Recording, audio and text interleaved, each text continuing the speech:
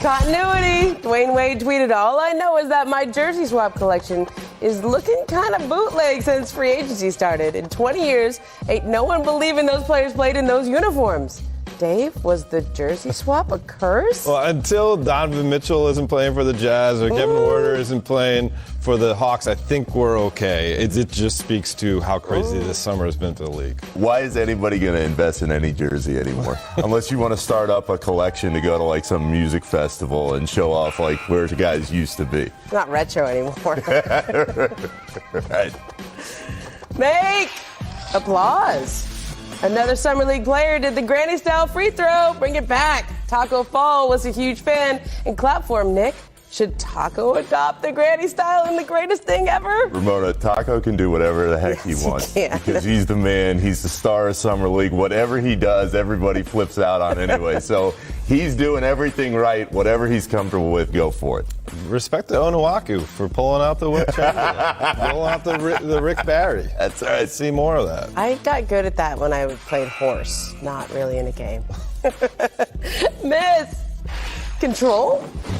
Grayson Allen doing Grayson Allen things. He picked up 2 flagrant fouls in an 8-second span and got ejected from a Summer League game. Dave, what's his deal? Yeah, not only this is disappointing in terms of he's going to lose respect from opponents, but would you want to be his teammate? Like, he's going to get like sideways glances all the time and be like, "Yo, dude, that's not what we're swing. about." Like, if you play pickup, Look at that. If you play pickup hoops, no one wants to be on the court with a guy who handles himself that way. He's a jerk. He's been a jerk. We've seen this way too many times before.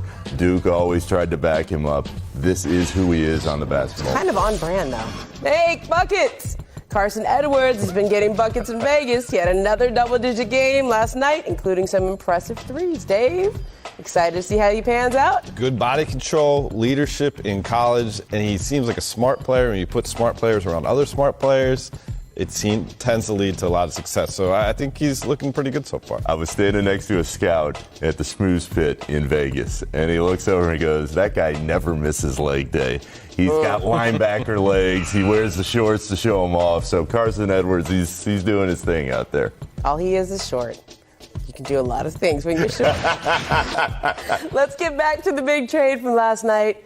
I mean, Dave, what would you do with Chris Paul if you were the Thunder? He's set to make $124 million over the next 3 years and maybe not wanting to be there. Right. We talked a little bit about on the last segment. You want to move on from him. And I want to clarify what I said before. We talked about it on the break. December 15th would be the date if they were to trade for contracts that were signed this summer. So they could trade him to another team and for players that were already on the books prior to the framework of a deal involving Olynyk and Winslow and Dragic in Miami, for example. You move on from him because you owe it to him in his standing in the game to go get a chance to compete, not be a part of a rebuild. Do you owe it to him, though? Because it's his standing in the game, but he has no equity in Oklahoma City. He's still the president of the Players Association. Okay. He's been someone who's represented the NBA well over his entire career. Won gold medals for this country. I mean, yes, you do. You owe it to him. He is not in the stage of his career to be trying to do a rebuild. It also feels a little like Andre Iguodala in Memphis. If you have a star player, an older player who is not wanting to embrace that role at this stage in his career, it's actually counterproductive to a young team that's trying to grow. Move him out.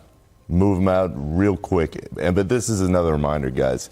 When you sign star players to max contracts and they aren't star players anymore, or they're not living up to that stature at this point in their career, you're in deep, deep trouble in the league. It's the worst thing you can do. When you sign that deal and that player is not at that level anymore, you are in deep trouble. And that's how Houston and OKC found themselves. Because I'll take Russ any day over Chris Paul. But even Russ, when you look at that contract, it is going the wrong direction as far as his production is concerned. And that's the issue. That's why, who cares what happens with Chris Paul? I just don't. Wow. I don't think. What about little Chris?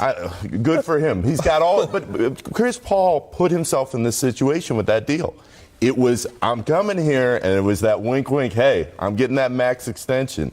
Chris Paul is a nice player in the league at this point. He's going to the Hall of Fame. He's earned a lot of respect, and it's deserved. he is not close to the level of deal he's at for the next few years. And that's the reality of where his game is in the moment. So the Thunder, though, could proceed with Chris in a leading role. They still have Steven Adams. But why? And I Why think would they that do is, when we look back at Sam Presti's history, he takes the job in 2007 when they're in Seattle and goes through an entire rebuild. And now look what he has to rebuild this team. 8 future first-round picks, not including their own. Okay, so their own picks plus 8 more, and pick swaps with both the Clippers and with Houston. And he was very strategic in getting the picks in 2024 and 2026. That's a long time from now. But the reason you go a long time from now is those actually might be valuable then. Sam Presti did this in 2007 when he traded all those guys away and started the rebuild around the 3 young players. Remember, he traded Ray Allen, and then he went and traded Rashard Lewis. This drafted Kevin Durant, traded Ray Allen to the Celtics, traded Rashard Lewis to the Magic, and that pick ended up becoming Serge Ibaka. He's been here before. This, in a lot of ways, is maybe where he's most comfortable. And that's the problem. You talk about Sam Presti, and he's made a hell of a lot of good basketball deals. They finished with no titles and even more. Guys, we live in an era where the draft is more of a crapshoot than it's ever been. So I look at that list and I go, okay, you got a lot of picks. Great. What happens next? The only way I think all of those picks turn into a success is if Sam Presti can do what he has done before in taking all these assets and finding a star or finding a couple stars down the line. But when I look at those draft picks, I go, okay, nobody knows what happens with the draft anymore. And throughout the league, you're never sure what's going to go on, even when you have a boatload of picks. And even if you do everything right, if he catches lightning in a bottle once again and drafts future MVPs, why are they going to stay in Oklahoma City? Bingo. You have an owner who doesn't want to go into the luxury tax. You have a small market where, clearly it doesn't have the creature comforts that some other places do in this league. And if you're Sam Presti, you have a tough time getting free agents to come there, too. So if I'm Sam, I understand he's done a great job and he commands the salary cap, great negotiator. You try to get to a city where you don't have those hurdles to deal with. So, I'd be called, hopefully, Washington Wizards, you watching this, call up Sam Presti. So there are different skill sets in the NBA as a general manager. There's a skill set that requires you to draft well, identify talent, and then develop them into great NBA players. There's another skill set that says you need to be able to create a culture in your organization where whatever players you draft fit into that culture. Then there's the skill set that says you know what to put around them and how to grow stars and build a team around stars. Sam Presti's been great at drafting and developing, great at setting a culture, keeping stars happy, winning with those stars, surrounding them with the right collection of talent. They never could quite get right there. How much is that on him? How much of that is just bad luck? They had injuries at the wrong time. Klay Thompson, Game 6, no further explanation. Kevin Durant leaves. But this is where they're back to, and it's a long runway with a lot of picks to help them do it. But, Rona, they had 10 years to do it, and they didn't. And that's the issue. I go back to something Neil O'Shea said last week in Vegas during Damian Lillard's press conference. He said, we live in an era now where it's much more about market over team. And so 10 years ago, oh my gosh, Sam Presti's hitting on these draft picks. That's great. Nobody wanted to stay in Oklahoma City. Russ Westbrook did, but he's not the same player anymore. So this goes back to exactly what Dave is saying. If you're Sam Presti and you have all these picks and all these assets, great. But who is staying there long term? Who is going to choose Oklahoma City and potentially that culture over playing in L.A. or New York or another big market? That would be my issue now for the Thunder. You had your chance, you didn't do it, and now you're relying on that you can catch not only lightning in a bottle with the picks you make, but with guys who want to be in your small market for a long time. So I'll push back on this, though. That is a huge stretch. 10 years of contending, 10 years of having star players fill up that arena and being in the game, and at some point you have to put it in their hands. At some point it's on Kevin Durant and his legacy there, on Russell Westbrook and his legacy there, on James Harden and his legacy there. They had 3 MVPs, 3 Hall of Famers.